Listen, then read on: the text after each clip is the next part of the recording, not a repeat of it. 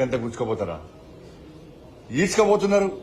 కనీసం మానవత్వం ముఖ్యమంత్రి గారికి కనీసం వాళ్ళ భూములు అమ్ముకుంటారు, మా భూములు ఎందుకు అమ్ముకుంటారు అని చెప్పి ప్రశ్నించే ప్రయత్నం చేస్తే మీరు దొంగతనం లెక్క అర్ధరాత్రి దొంగ లెక్క జేసీబీలను 10 జేసీబీలు తీసుకుపోయి రాత్రి మొత్తం చెట్లు కొట్టేస్తారు. నిబంధన విరుద్ధంగా భూమిని చదువు చేస్తారు. విద్యార్థుల యూనివర్సిటీకి పోయి మీరు ఏ అధికారంతో మీరు పోతున్నారు? మా భూములు, మా యూనివర్సిటీ భూములు అమ్మకండి అని చెప్పి ఆపే ప్రయత్నం చేస్తే వాళ్ళని గొడ్లను నేను చాలా బాగా అనిపించింది. నేను చూస్తుంటే ఆ చిన్న అమ్మాయిలకు గుంజుకోబోతుంటే ప్రతి ఒక్కరు ఏడిచారు. ఆ వీడియోలు చూసినా ప్రతి ఒక్కరు ఏడిచారు. మానవత్వంలో మాత్రం ఏడిచారు. ఇక మానవత్వం లేని కాంగ్రెస్ వాళ్ళు మాత్రం అది గొప్ప చెప్పుకుంటారు. ఇవాళ 400 ఎకరాలు అమ్మి ఇవాళ మీరు రాష్ట్రాన్ని పాలిస్తారు, జీతాలు ఇస్తారు, మీరు పాలిస్తారు అంతే కదా. ఎస్సీ భూములు అమ్మకుంటే ఇక పాలించే స్థితిలో లేదు తెలంగాణలో కాంగ్రెస్ పార్టీ ప్రభుత్వం. ఎస్సీ భూములు అమ్మకుంటే తెలంగాణ రాష్ట్రాన్ని పాలించే స్థితిలో కాంగ్రెస్ ప్రభుత్వం లేదు. ఈ నెల గడవాలంటే ఎస్సీ భూములు అమ్మాలే, 1000 కోట్లు సంపాదించాలి, 50,000 కోట్ల దాకా సంపాదించుకోవాలి. ఈ నెల 40 రోజులు తెలంగాణ రాష్ట్రాన్ని పాలించాలి. నెక్స్ట్ వాళ్ళు ఇంకో భూములు అమ్మాలి. అంటే రాబోయే తరాలకు ఒక గజం జాగ కూడా ఉంచే పరిస్థితిలో కాంగ్రెస్ పార్టీ ప్రభుత్వం లేదు. గజం జాగుండే రాబోయే తరాలకు అన్నం వేస్తారు. ఇక అంటే ఏవీవీపీ కార్యకర్తలను అడ్డుకుంటే ఆందోళన చేస్తే రాత్రి ఎత్తుకపోయారు, పోలీస్ స్టేషన్ లోపల కొట్టారు. ఏవీవీపీ కార్యకర్తలు ముగ్గురిని పోలీస్ స్టేషన్ లోపల కొట్టారు.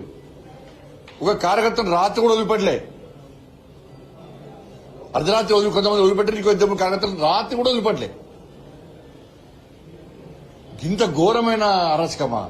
బీఆర్ఎస్ పార్టీ కంటే ఎక్కువ అరాచకం కాంగ్రెస్ పార్టీలో. ఇంత అరాచకం మంచి కాదు. ఇప్పటికైనా ఆ భూముల అమ్మకాన్ని వెంటనే నిలిపియాలని చెప్పి భారతీయ జనతా పార్టీ డిమాండ్ చేస్తున్నది. ఎవరైతే విద్యార్థుల మీద లాఠీచార్జ్ చేశారో, విద్యార్థులు కొట్టారో ఆ పోలీస్ అధికారుల మీద చర్యలు తీసుకోవాలి. ఫస్ట్ యాక్షన్ తీసుకోండి. మీరు విచారణ జరపాలి. మీరు హోమ్ మినిస్టర్ గానే చెప్తున్నాను నేను. మాకు విచారణ జరిపే అధికారం లేదు కాబట్టి మీకు చెప్తున్నాను నేను. ఇలా విద్యా కమిషన్ వేసారు, అర్బన్ నక్సల్ తీసుకొచ్చి విద్యా కమిషన్ వేసారు. మరి ఎడవేరు మీ నోర్లు ఎడవైనాయి? మిమ్మల్ని విద్యా కమిషన్ చైర్మన్లుగా, మెంబర్లుగా కాంగ్రెస్ పార్టీ ప్రభుత్వం వేసింది కదా. మీరు గతంలో ఉద్యమాలు చేశారు కదా. మీరు నక్సల్ సిద్ధాంతం కదా, మావోయిస్టు భావాజాలం కదా. మీరు ప్రజా సమస్యల్లో కొట్లాడతారు కదా, పేదల కోసం కొట్లాడతారు కదా, కొట్లాడిన వాళ్ళు అని చెప్పుకుంటారు కదా. మరి ఇలా ఎస్యూ భూములు అమ్మితే ఈ విద్యా కమిషన్ చైర్మన్లు, మెంబర్లు మీ నోరు లేడమైనాయి. మీరు కాంగ్రెస్ పార్టీ ప్రభుత్వాన్ని ఎందుకు ప్రశ్నిస్తలేరు?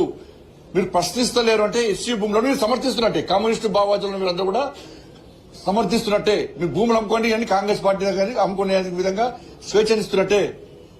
వాళ్ళ దగ్గర నుంచి వీళ్ళు కమిషన్ తీసుకుంటారు. వీళ్ళు వాటా వీళ్ళకి వస్తుంది. ఏడవైనా మేము కమిషన్ చైర్మన్లు అండి, మీరు ఉద్యమకారులు కదా. కానీ వెంటనే ప్రభుత్వం తన నిర్ణయాన్ని ఉపసంహరించుకోవాలని చెప్పి భారతీయ జనతా పార్టీ డిమాండ్ చేస్తున్నది. విద్యార్థులు చేసేటువంటి ఆందోళనకు భారతీయ జనతా పార్టీ పూర్తి మద్దతు ఇస్తాం. ఇది పూర్తిగా ప్రజాస్వామ్య వ్యతిరేకం. ఇది భూములమ్మి రాష్ట్రాన్ని పాలిస్తారంటే ఇటువంటి ప్రభుత్వం ప్రజలకు అవసరం లేదు.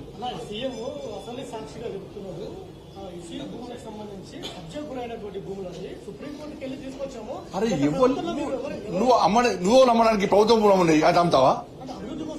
ఏ అభివృద్ధి కోసం అమ్ముతావా? అంటే అమ్మి పాలిస్తావా? నువ్వేం పాలించేది? కేఏ పాలకు రాష్ట్రం ఇస్తే పాలిస్తాడు. అమ్మి ఏమంటే అమ్మి పాలించమంటే నువ్వు పాలించేది ఏంది అంటున్నా. నువ్వు తెలంగాణ రాష్ట్రం అప్పుల పాలనే చెప్పని చెప్తేవి. నువ్వు ఎన్నికల ముందు ప్రచారం చేయనిస్తేవి. అప్పులు ఉన్నటువంటి తెలంగాణ రాష్ట్రాన్ని కాపాడుకుంటాం, తెలంగాణ రాష్ట్రాన్ని పాలిస్తామని చెప్పి 6 గ్యారెంటీలు 420 హామీలు ఇస్తేవి. అప్పుల విషయం ముందే తెలుసు. మళ్ళీ ఇప్పుడు ఎందుకు అమ్ముతావు భూములు? చెప్పండి. అప్పుడే మేము భూములు అమ్ముతాం, ప్రజల ఆస్తులు అమ్ముతాం, అమ్మి రాష్ట్రాన్ని పాలిస్తాం ముందు చెప్తే 1 కోటి పడకపోతుండే, 1 సీట్ రాకపోతుండే. నీకు ముందెందుకు చెప్పాడు ఎన్నికల ముందు?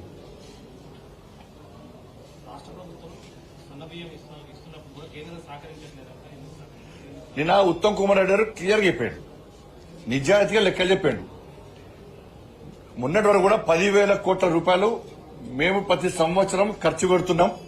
ఈ బియ్యం కోసమని ఒక్కొక్క కిలోకు 40 రూపాయలు ఖర్చు పెడుతున్నాం ఒక్కొక్క కిలోకు బియ్యం కోసం అని చెప్పి అన్నారు. నేనేమంటున్నా అంటే ఈ 5 కిలోల బియ్యము కేంద్రం ఇస్తుందా రాష్ట్ర ప్రభుత్వం ఇస్తుందా స్పష్టం చేయాలి. ఈ 10,000 రూపాయలు కేంద్ర ప్రభుత్వం 10,000 కోట్ల రూపాయలు ఈ 10,000 కోట్ల రూపాయలు కేంద్ర ప్రభుత్వం ఇస్తుందా రాష్ట్ర ప్రభుత్వం ఖర్చు పెడుతుందా స్పష్టం చేయాలి. కిలోకు 40 రూపాయలు కేంద్ర ప్రభుత్వం భరిస్తుందా రాష్ట్ర ప్రభుత్వం భరిస్తుందా స్పష్టం చేయాలి. మీరు పెడతలేము, కేంద్రం పెడతలేదు, రాష్ట్ర ప్రభుత్వం పెడుతుందంటే నేను దాన్ని ప్రూవ్ చేస్తాను. నేను అరే 10,000 కోట్ల రూపాయలు సంవత్సరానికి ఖర్చు పెట్టేది కేంద్ర ప్రభుత్వం, నరేంద్ర మోడీ గారి ప్రభుత్వం. కిలోకు 40 రూపాయలు ఖర్చు పెట్టేది నరేంద్ర మోడీ గారి ప్రభుత్వం. మిల్లింగ్ నుంచి ఇవాళ ట్రాన్స్పోర్టేషన్ కానీ శుద్ధితాల పైసలు గోడ సంచి పైసలు కానీ లాస్ట్ కు వీళ్ళు కొనుగోలు ముందు వీలు చేయాల్సి వస్తుంది, రాష్ట్ర ప్రభుత్వం కొనుగోలు చేయాల్సి వస్తుంది. దానికి మిత్తి చేసుకుంటారు. ఆ ఇంట్రెస్ట్ పైసలు కూడా కేంద్రమే కడుతున్నది. అరే 40 రూపాయలు ఇచ్చారు మేము, 5 కిలోల బియ్యం ఫ్రీ ఇచ్చేది మేము, కేంద్ర ప్రభుత్వం ఇస్తుంది, మోడీ గారి ప్రభుత్వం ఇస్తుంది. 10,000 కోట్ల రూపాయలు ఖర్చు పెట్టేది కేంద్ర ప్రభుత్వము. ఫోటో మాత్రం మీరు పెట్టుకుంటారు. 10 రూపాయలు యాడ్ చేసారు మీరు ఇచ్చింది ఎంత? 10 రూపాయలు ఇచ్చారు. 10 రూపాయలు ఇచ్చి అంగు ఆర్పాటలు చేస్తున్నారు. మరి 40 రూపాయలు ఇచ్చిన మోడీ గారు ఏమనాలి? 10,000 కోట్ల రూపాయలు ఖర్చు పెట్టిన మోడీ గారు ఏమనాలి? నీకు అదన భారం ఎంత పడుతుంది? 2,000 కోట్లు అదన భారం పడుతుంది. ఇలా అందుకే భారతీయ జనతా పార్టీ కార్యకర్తలకు అప్పీల్ చేస్తున్నా, మీరు వెంటనే రేషన్ షాప్ లోకి వెళ్ళండి, వీళ్ళిచ్చే బియ్యాన్ని తనిఖీ చేయండి. ఇది కేంద్ర ప్రభుత్వము కిలోకు 40 రూపాయలు ఖర్చు పెడుతుందని చెప్పండి. 10,000 కోట్ల రూపాయలు ప్రతి సంవత్సరంలో ఖర్చు పెడుతుందన్న విషయాన్ని చెప్పి అలా ప్రజలకు వాస్తవం చెప్పాలి. ప్రజలు తెలంగాణ సమాజం ఆలోచించాలి. 40 రూపాయలు ఖర్చు పెట్టే మోడీ గారు గొప్పవరా, 10 రూపాయలు ఖర్చు పెట్టే కాంగ్రెస్ పార్టీ గొప్ప పార్టీ? ఆలోచించండి మీరు. అలా 10,000 కోట్ల రూపాయలు తెలంగాణ రాష్ట్రానికి బియ్యం కోసం ఖర్చు పెట్టే భారతీయ జనతా పార్టీ ఎన్డీఏ ప్రభుత్వం గొప్పదా? 2,000 కోట్ల రూపాయలు ఖర్చు పెట్టే కాంగ్రెస్ పార్టీ ప్రభుత్వం గొప్పదా? ఒకసారి ఆలోచించండి. పైసలు కేంద్రాన్ని పేరు మాత్రమే చెప్పుకుంటున్నారు. మోడీ గారు ఫోటో పెట్టమంటే ఈడ పెట్టాలన్నా, ముఖ్యమంత్రి రేవంత్ రెడ్డి గారు ఫోటో పెట్టాలి. అరే రేవంత్ రెడ్డి గారి ఫోటో పెట్టద్దని మేము అంటలేదు, మీ ఫోటో పెట్టుకోవడం మాకు ఏం అభ్యంతరం లేదు. కానీ మోడీ గారి ఫోటో ఎందుకు పెట్టారు అంటున్నాను నేను. కనీసం నేను అంత పెద్ద ప్రారంభోత్సవ కార్యక్రమం పెట్టినప్పుడు సన్న బియ్యంది ఒక్కసారన్నా కనీసం మీ నోటి ద్వారా కేంద్ర ప్రభుత్వం సహకరిస్తున్నది, 10,000 కోట్ల రూపాయలు మాకు ఇస్తున్నది, 40 రూపాయలు కిలోకి ఇస్తున్నది, దాన్ని 10,000 రూపాయలు యాడ్ చేస్తే చెప్పుకొని ఇబ్బంది లేదు. కానీ కనీసం పేరు చెప్తలేరు. చెప్పాలి 10,000 కోట్ల రూపాయలు అంటే నేను ప్రూఫ్ చేస్తాను. దాన్ని మా సవాల్ సిద్ధమా? కాంగ్రెస్ పార్టీ చెప్పాలి. ఏడవనంతే. దాంతోపాటు లోకల్ బాడీ ఎలక్షన్స్, హైదరాబాద్ స్థానిక సంస్థల ఎన్నికల్లో కాంగ్రెస్, బీఆర్ఎస్, ఎంఐఎం 3 పార్టీలు ఒకటని. కాంగ్రెస్ పార్టీ ఎంఐఎం సపోర్ట్ గా ఇలా పోటీ తప్పుకునే ప్రయత్నం చేస్తుంది. బీఆర్ఎస్ పార్టీకి మెజారిటీ ఉన్నప్పుడు కూడా దాదాపు 70 ఓట్లకు పైగా ఉన్నప్పుడు కూడా ఇలా పోటీ చేయడానికి ఇలా ముందుకు వస్తలేదు. ఎందుకంటే కాంగ్రెస్ పార్టీ సహకరించడానికి ఇలా ఈ భాష పేరుతోని, దక్షిణ భారత పేరుతోని, దక్షిణాది రాష్ట్రాల పేరుతోని ఇలా చెన్నైలో జరిగిన సమావేశానికి కాంగ్రెస్ అనేది బీఆర్ఎస్ ఇద్దరు అనుకుని వేరు. మళ్ళీ హైదరాబాద్ లో పెట్టే మీటింగ్ కూడా ఇద్దరు కలిసి అరేంజ్మెంట్ చేస్తున్నారు. ఎవరోని పిలవాలి, ఏ party BRS party Congress party అనుకుని పిలుస్తున్నారు. ఇలా స్థానిక సంస్థలు ఇక్కడ ఈ లోకల్ బాడీ ఎన్నికల్లో కూడా, ఎమ్మెల్సీ ఎన్నికల్లో కూడా కాంగ్రెస్, బీఆర్ఎస్ కలిసే ఎంఐ పార్టీకి మద్దతు తెలిపే ప్రయత్నం చేస్తున్నారు. ఇలా కాంగ్రెస్ పార్టీకి 2 కార్పొరేట్ సీట్లు ఉన్నాయి. 20 మంది బీఆర్ఎస్ వాళ్ళు జాయిన్ అయ్యారు. దానిలో ఎంపీ ఉన్నాడు, ఎమ్మెల్యే ఉన్నాడు, ఎమ్మెల్సీ ఉన్నారు, పోటీ చేస్తలేరు. బీఆర్ఎస్ పార్టీకి 54 మందో 55 మందో కార్పొరేటర్లు ఉన్నారు,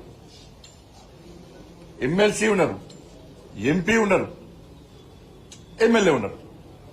మరి వాళ్ళకి ఇంకా అదనంగా ఈ కార్పొరేటర్తో పాటు అదనంగా ఇంకెన్ని ఓట్లున్నాయి వాళ్ళకి. వాళ్ళు కూడా పోటీ చేస్తలేరు. క్రాస్ ఓటింగ్ అయితే చెప్పి వాళ్ళ పార్టీ కార్యకర్త నాయకులనే బీఆర్ఎస్ పార్టీ నమ్మకం లేదు.